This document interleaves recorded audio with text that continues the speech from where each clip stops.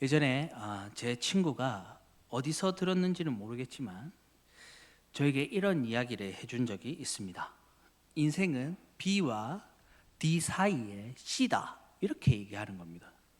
그래서 너무 뜬구름 잡는 얘기라서 그게 뭐냐 이렇게 하니까 인생은 BCD라고 하면서 제게 그 의미를 이야기해 줬는데, B는 birth고 태어남을 의미하며, D는 death, 죽음을 의미하고, 그 사이에 놓인 C는 choice, 선택을 뜻한다 말해 주었습니다. 저는 이 이야기를 들으면서 어디서 주워 들었는지는 모르겠지만 굉장히 일리가 있는 말이다 생각한 적이 있습니다. 우리는 사실 태어나는 순간을 선택하지도 않았고, 또한 죽음의 순간을 스스로 정할 수도 없습니다. 그러나 분명한 것은 태어남과 죽음 사이에 놓인 수많은 시간 가운데 수없이 많은 선택들로 우리 인생을 살아간다라는 것입니다. 우리는 매일 선택을 해야 합니다. 어떤 말을 할지, 어떤 태도로 오늘 하루를 살아갈지, 눈을 뜨고 무엇을 가장 먼저 할지, 누구의 말에 귀를 기울일지, 유혹 앞에서 타협할지, 원칙을 지킬지, 심지어 오늘 저녁으로 무엇을 먹을지 결정을 해야 합니다. 사람의 인생은 단순히 오래 사는 것으로 완성되지 않는 것 같습니다. 우리의 인생은 우리가 살아오면서 무엇을 선택하고 살아왔는지, 그것이 현재의 우리의 모습을 정해 줍니다. 그리고 현재 우리가 무엇을 선택할지가 우리의 앞으로의 미래가 어떨지 결정한다 볼 수도 있습니다. 비록 크고 극단적 선택이 아니더라도 아주 작고 사소해 보이는 결정 하나하나가 쌓여 우리의 인생 이야기를 만들어 갑니다. 결국 태어남과 죽음 사이에 모든 시간은 선택으로 채워져 있는 셈입니다. 결국 우리는 출생으로 시작해서 죽음으로 향해 가는 존재입니다. 이 흐름은 누구도 따를 수 없고 우리 스스로 결정할 수 없습니다. 하지만 그 사이에 어떤 선택을 해 나갈지는 여기에 있는 우리 각자의 몫입니다. 그런데 이러한 선택이 일상생활에만 한정된 이야기는 아닙니다. 신앙생활을 하다 보면 때로는 우리에게 선택의 순간이 찾아옵니다. 그런데 때때로 그 선택이 목숨을 걸어야 할 정도로 중대할 때가 있습니다. 그럴 때 우리는 과연 어떤 선택을 하게 될까요? 오늘 본문의 에스더는 죽음의 선택 앞에 서 있습니다. 에스더는 과연 어떤 선택을 하게 될까요? 오늘 에스더의 선택을 통해 우리가 삶 속에서 어떤 선택을 하여야 할지 생각해보는 시간이 되길 원합니다. 오늘 말씀의 배경은 모르드게와 하만의 갈등에서 시작되었습니다. 아수에로 왕 제12년, 에스더가 왕후 자리에 오른 지 약 5년이 경과한 때였습니다. 아수에로 왕은 하만을 신임하였습니다. 그래서 에스더 3장 1절에 그 후에 아수에로 왕이 아각 사람 함무다다의 아들 하만의 지위를 높이 올려 함께 있는 모든 대신 위에 두었다고 말씀하고 있습니다. 여기서 문제는 모르드게는 유대인이고 하만은 아각 사람의 후예였다라는 점입니다. 아각은 아말렉의 왕으로서 이스라엘과 전쟁에서 패한 후 사무엘에 의해 죽임을 당한 인물입니다. 하만은 바로 이 아각의 후손이었다는 것입니다. 이들의 핏줄이 문제인 이유는 이스라엘과 아말렉은 철천지 원수 사이였다라는 점입니다. 출애굽기 17장 8절에서 16절 말씀에 유명한 전쟁 이야기가 나옵니다. 모세가 산에 올라가 하늘로 손을 높이 올리면 이스라엘이 승리하고, 모세가 손을 내리면 그 대적이 이기는 그런 전쟁이었습니다. 그런데 여기서 이스라엘을 대적하여 싸운 민족이 바로 아말렉이었습니다. 그런데 이들 간의 문제는 여기서 끝나지 않았습니다. 신명기 25장 17절에서 18절을 보시면 다음과 같이 말씀하고 있습니다. 너희는 애굽에서 나오는 길에 아말렉이 내게 행한 일을 기억하라. 곧 그들이 너를 길에서 만나 내가 피곤할 때에 내 뒤에 떨어진 약한 자들을 쳤고 하나님을 두려워하지 아니하였느니라. 여기서 보시는 바와 같이 아말렉은 이스라엘에 대해 매우 비열한 공격을 감행했습니다. 여러분, 행군 해보시면 아실 것입니다. 앞에서부터 차례로 쭉 이렇게 나가는데 뒤로 점점 처지는 사람들은요, 체력이 떨어지거나 혹은 연약한 자들이 떨어집니다. 이스라엘 같은 경우에는 누가 뒤로 떨어졌겠습니까? 당연히 노인과 아이들, 그리고 전쟁에서 부상 입은 자들이 뒤로 가 있는 것입니다. 그런데 이 아말렉 족속들이 이 뒤에 쳐져 있는 노인과 부상자들, 아이들, 연약한 자들을 노려서 공격하였다라는 것입니다. 이는 단순한 전쟁이 아니라 비윤리적인 폭력으로 취급되는 것입니다. 그래서 하나님은 아말렉에 대해 진노하셨고 출애굽기 17장 16절에는 이르되 여호와께서 맹세하시기를 여호와가 아말렉과 더불어 대대로 싸우리라 말씀하셨고 신명기 25장에서는 천하에서 아말렉에 대한 기억을 지워 버리리라 그렇게 말씀하셨습니다. 그래서 이스라엘 왕국이 생기고 그 초대 왕인 사울에게 하나님께서는 다음과 같은 명령을 하셨습니다. 지금 가서 아말렉을 쳐서 그들의 모든 소유를 남기지 말고 진멸하되 남녀와 소아와 젖먹는 아이와 우양과 낙타와 나귀를 죽이라 그렇게 명령하셨습니다. 이처럼 모르드게와 하만 사이에는 개인적인 문제만 존재하는 것이 아니었습니다. 역사적으로 매우 깊은 감정의 골이 있었습니다. 이런 역사적 갈등이 바탕이 된 가운데 모르드게가 제2의 권력자인 하만에게 절하지 않자 하만은 이런 모르드게를 참을 수가 없었습니다. 그래서 하만은 자신의 지위를 이용하여 모르드게만 해야 하는 것으로 부족하다 여기고 모르드게의 민족인 유대인 모두를 죽이려고 하였다라는 것입니다. 이러한 문제는 개인적인 문제에서 시작되었지만 이스라엘과 아말렉 간의 적대적인 관계와 다민족이 공존하는 페르시아 제국 내에서 다른 민족에 대한 주도권을 차지하기 위한 굉장히 심각한 갈등이 표출된 것입니다. 단지 모르드게의 신념했다는 행위가 그 결정적인 동기를 제공했을 뿐입니다. 이렇게 장황하게 설명하는 것은 사실 이 사실을 말하고자 합니다. 이 사건은 모르드게가 하만에게 고개를 숙이고 들어가서 해결된 문제가 아니라는 것입니다. 모르드게가 나 너무 잘못했어요.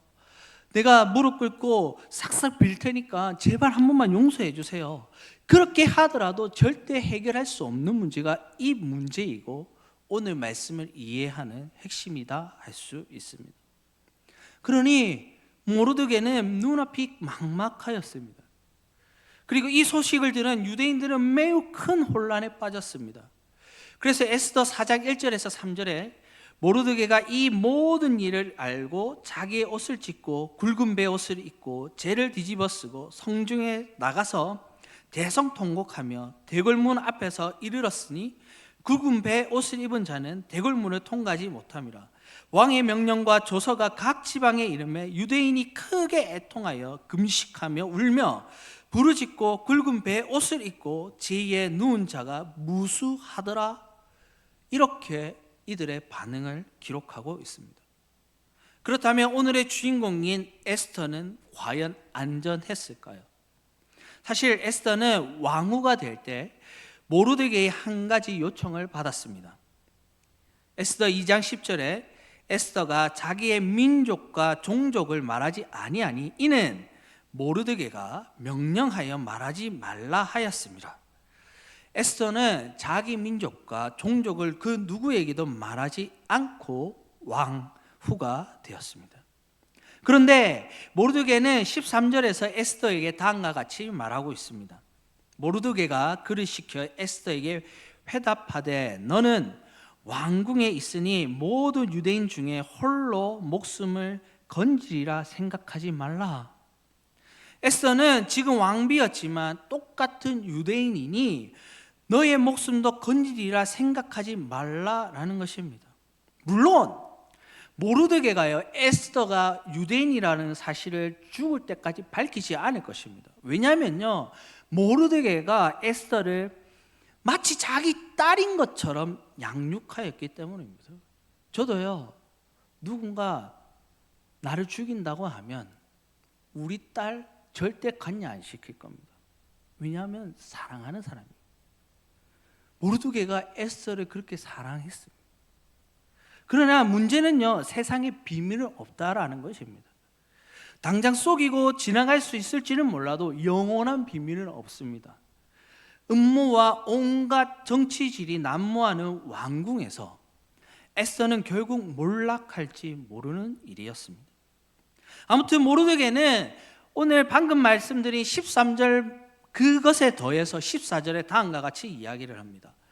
이때에 내가 만일 잠잠하여 말이 없으면 유대인은 다른 데로 말미암아 노임과 구원을 얻으려니와 너와 내 아버지 집은 멸망하리라. 내가 왕후의 자리를 얻은 것이 이때를 위함이 아닌지 누가 알겠느냐. 이는 모르드게가 에스더에게 결단을 요구하고 있는 것입니다. 선택해라.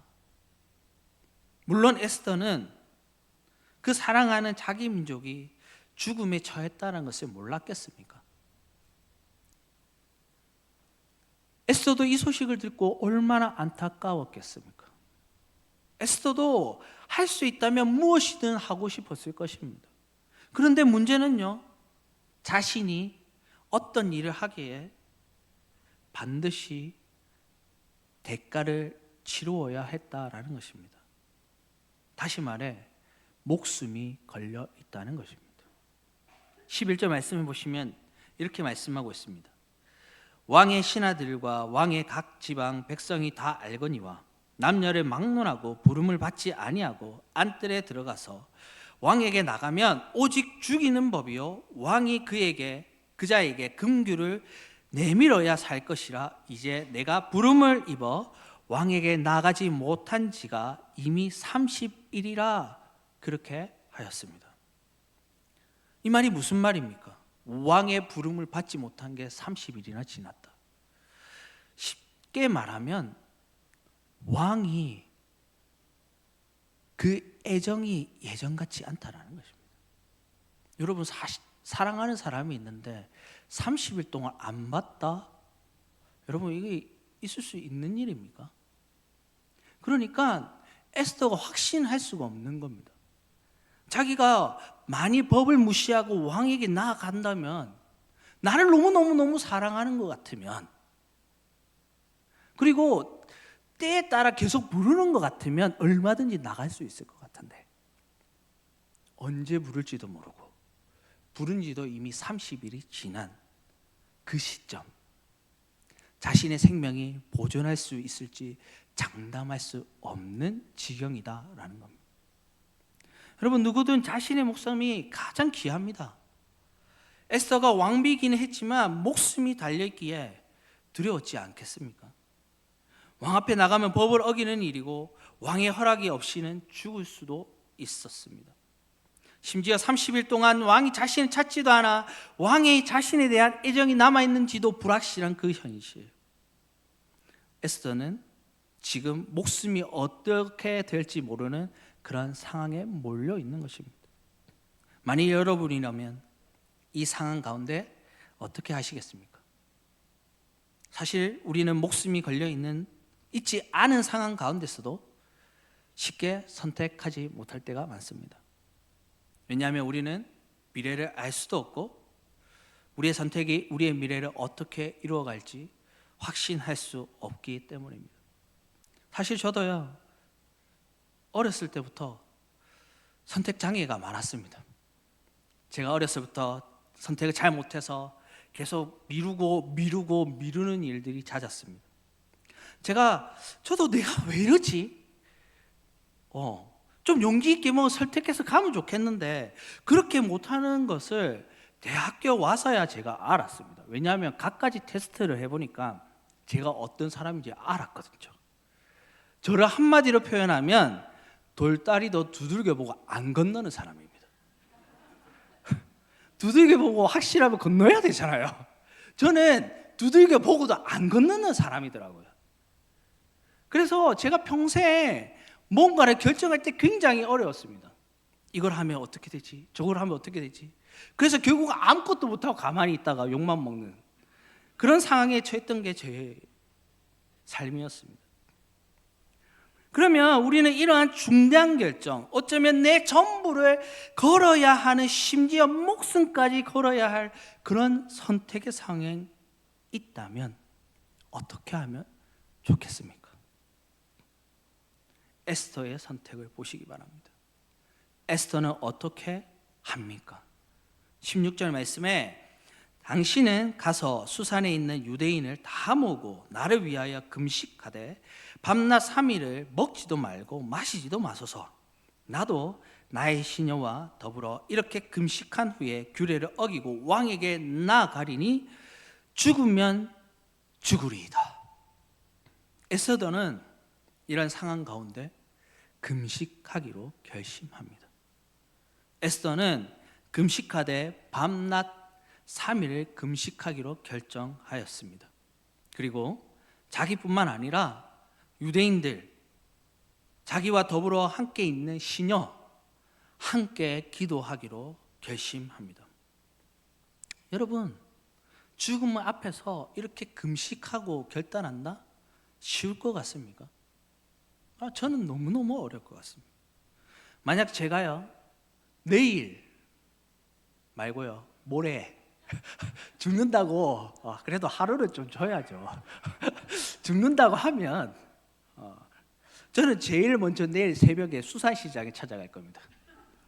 그렇게 해서 킹크랩을 사고, 그리고 그동안 못 먹어봤던 온갖 해산물들을 잔뜩 사서 아침에 새벽부터 내내 먹을 겁니다.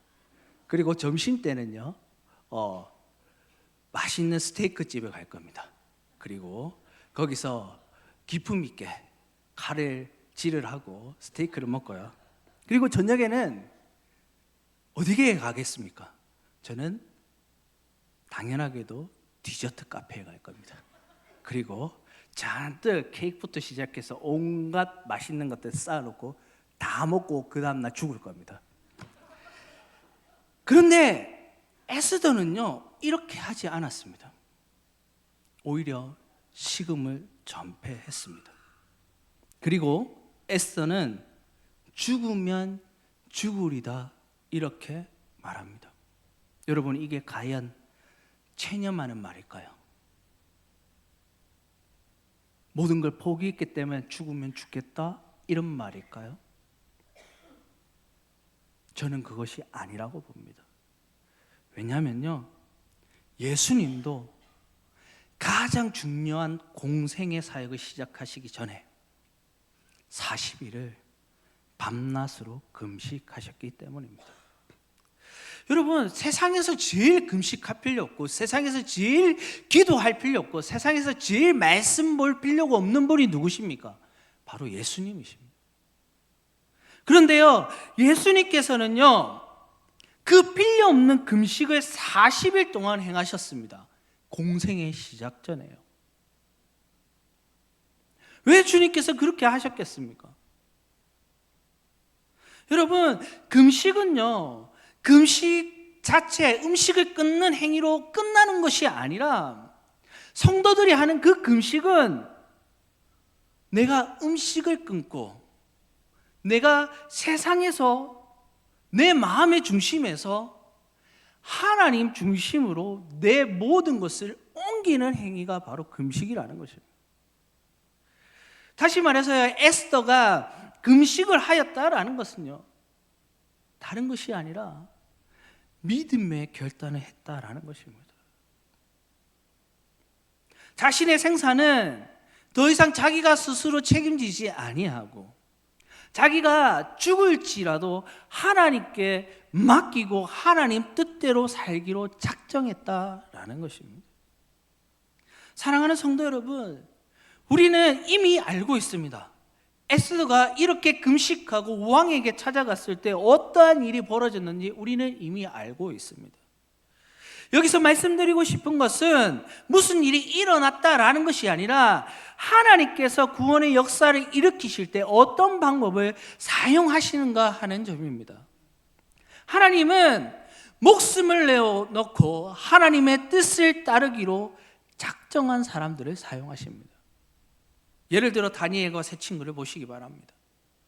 이 다니엘과 세 친구, 이들은요 하나님의 뜻을 따르기로 작정한 사람들입니다. 왕의 산의 진미를 거부했습니다. 또한 그들은 하나님의 뜻을 따르기 위해 바벨론 왕의 신상에 절을 하지 않겠다 결단하였습니다.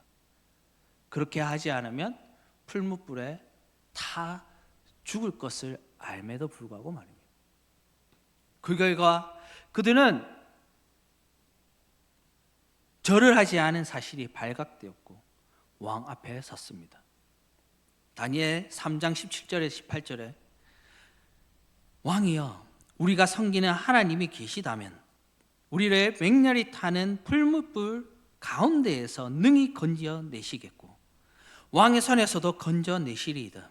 그렇지 아니하실지라도 왕이여, 우리가 왕의 신들을 섬기지도 아니하고 왕이 세우신 금신상에도 절하지도 아니할 줄을 아옵소서.